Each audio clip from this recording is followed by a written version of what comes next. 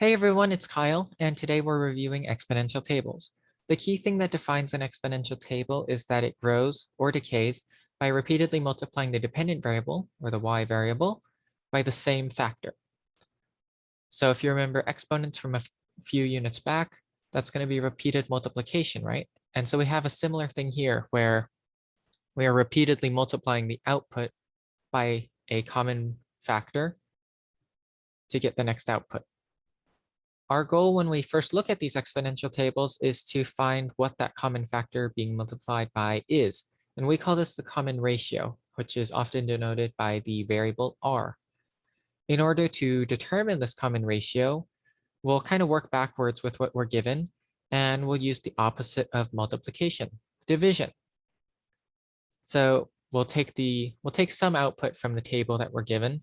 Say we take 4 here. And we'll divide by the previous output, so 2, and we'll find our common ratio. So 4 divided by 2 is 2. So our common ratio for this table is 2. And you can see that every time the input is increasing by 1, our output is being multiplied by 2. It's not entirely that simple though, as you have to make sure that the interval or the difference between the inputs is equal to 1. If it's not, you do have to do a little bit more work. So let's take this table on the left, for example, where our x value is increasing by 2, and we have these outputs here. So we're going to do a similar thing. We're still going to take one of the outputs from the table. We'll take 8, for example, or we'll take 32, for example, actually. And we'll divide by the previous output, which is 8. So 32 divided by 8 is going to be 4.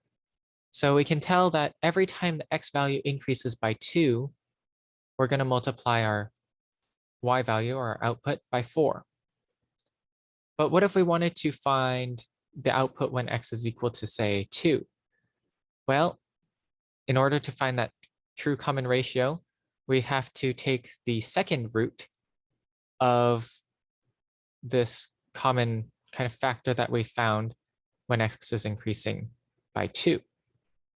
So if we take the square root of 4, we're going to get, and careful here, it's plus or minus 2. It can be positive or negative. So if we apply that to our table, when x equals 2, we can get an output of 4 or negative 4. And we can kind of test this out and see that it really does work positive or negative. So if we were to say our common ratio is positive 2, then we take our first input here, 2, multiply by 2, we'll get 4. That's fine. We multiply by 2 again, we'll get 8. So this works. It's consistent with the table that we're given. And we also have a different common ratio that can also work though, negative 2. So if we were to multiply again 2, this time by negative 2, we would get negative 4. And if we multiply by negative 4, or sorry, if we multiply negative 4 by negative 2 again, we would get, again, positive 8. So it's still consistent with the table. You'd be alternating between positive and negative. Which is why with square roots, you have to be careful. Again, your common ratio can be positive or negative. Let's take the example on the right then. We have the input, or the x values, increasing by 3. And we can see that if we just simply divide 16 by 2, every time the x value is increasing by 3, we're multiplying the y value by 8. So how do we find the common ratio? What essentially when x is increasing by 1, how much do we multiply our y value by? Well, this time we're going to take the third root of this common factor that we found, or sometimes it's called the cube root. So if we were to take the cube root of 16 divided by 2, or the cube root of 8, we're going to get positive 2. And now we can kind of fill out the rest of the table with any input you want. 6 is just an example here. If you were to multiply 16 by 2, you get 32. Multiply by 2 again, you get 64 when x is equal to 6. And now let's put that to the test with some practice problems, the best part. Take a moment to pause here and try these for yourself. All right, welcome back. Let's go through, well, I guess let's just start with the first one. We can see it's kind of relatively easy here. We have our x value, our independent variable, is increasing by 1. So we don't have to do any fancy square root or cube root stuff. And we have consecutive y values, or the number of rabbits, here.